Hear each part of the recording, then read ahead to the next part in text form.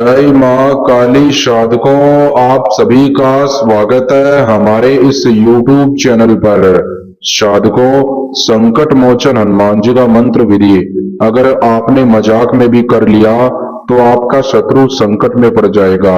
साधकों, संकट में डालने वाले को शत्रु कहते हैं और संकट से निकालने वाले को पवन पुत्र हनुमान कहते हैं। लेकिन शत्रुओं के कई रूप होते हैं साधकों, कुछ मानव रूप में, कुछ भूत प्रेत और दानव के रूप में हमारे आसपास घूमते रहते हैं। इन दुष्ट पापी शत्रुओं से मुक्ति प्राप्त करने के लिए हमको हनुमान जी के मंत्रों का जाप करना चाहिए, हनुमान जी के विधि और उपाय करने चाहिए साधकों। आज मैं आपको संकट मोचन हनुमान जी का ऐसा मंत्र विधि बताऊंगा, अगर आपने उसे सच्ची श्रद्धा और नियम पूर्वक से कर लिया तो आपका शत्रु हमेशा के लिए आपसे दूर चला जाएगा और कभी भी लौटकर नहीं आएगा। साधकों, इस कलयुग के जागृत देवता पवन पुत्र हनुमान है, जो सदैव अपने भक्तों की, अपने साधक की रक्षा करने के लिए तैयार रहते हैं। हनुमान जी सदैव अपने भक्तों की रक्षा करते हैं और अपने भक्तों की मनोकामना शीघ्र ही पूरी करते हैं।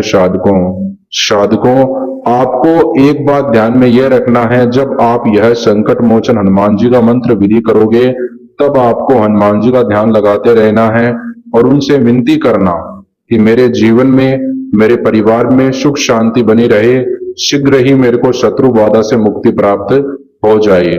आइए जानते हैं साधकों, किस प्रकार आपको घर बैठे हनुमान मंत्र विधि करना है।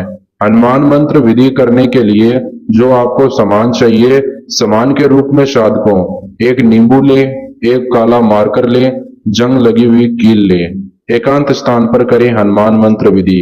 आइए जानते हैं साधकों इसे करने का तरीका। सबसे पहले साधकों, नींबू पर काले मार्कर से शत्रु का नाम लिख दें। साधकों, ऐसा करने के बाद में आपको करना क्या है, नींबू को अपने उल्टे हाथ की हथेली में ठीक बीच में रखना है। नींबू की तरफ देखें, मन ही मन दुश्मन का ध्यान लगाएं और 11 बार वीर बजरंग बली का जयकारा लगाएं, पवन पुत्र हनुमान का जयकारा लगाएं। किस प्रकार लगाना है ध्यान से सुने। 1 2 3 4 बालाजी की जय जयकार। फिर से मैं आपको बताता हूं किस प्रकार आपको वीर बजरंग बली का जयकारा लगाना है। 1 2 3 4 बालाजी की जय जयकार। यह जयकारा लगाने के बाद में साधकों, आपको करना क्या है ध्यान से सुने।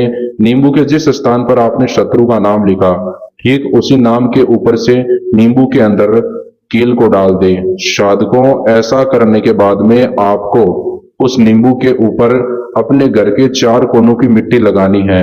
वो आपको इसलिए लगानी है साधकों, अगर आपके घर पर नेगेटिव ऊर्जा है, आपके ऊपर नेगेटिव ऊर्जा है शत्रु के कारण, तो जैसे ही आप अपने घर के 4 कोनों की मिट्टी उस नींबू पर लगाओगे तो वो उस नींबू पर नेगेटिव ऊर्जा चली जाएगी, जो शत्रु के कारण आपके आसपास घूमती है, आपके घर पर रहती है। साधकों, ऐसा करने के बाद में आपको करना क्या है, उस नींबू को आपको अपने सर के ऊपर से 11 बार सीधा क्लॉकवाइज घुमाना है और साथ ही साथ आपको 11 बार जादुई शत्रु नाशक हनुमान मंत्र को बोलना है। साधकों, वो मंत्र इस प्रकार है, ध्यान से सुने। ओम श्री हनुमंते शत्रुनाशिनी स्वाहा। ओम श्री हनुमंते शत्रुनाशिनी स्वाहा। इस मंत्र का जाप करें साधकों, ऐसा करने के बाद में आपको उस नींबू को चाराली के स्थान पर फेंक देना है शत्रु का नाम बोलकर।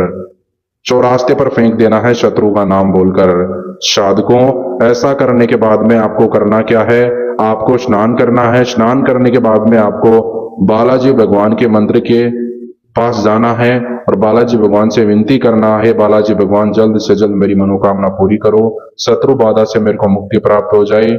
और आपको हनुमान चालीसा का पाठ करना है।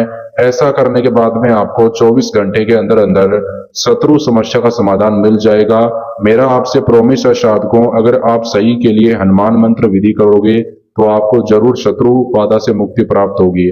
किसी व्यक्ति को बेवजह परेशान करने के लिए हनुमान मंत्र प्रयोग विधि ना करें, वरना इसका गलत असर आपके ऊपर हो सकता है। साधकों, अगर आप घर बैठे शत्रु समस्या का समाधान पाना चाहते हैं तो वीडियो के अंदर आपको महान गौरी बाबा जी के नंबर दिए गए हैं, आप इनसे कॉल पे बात करें।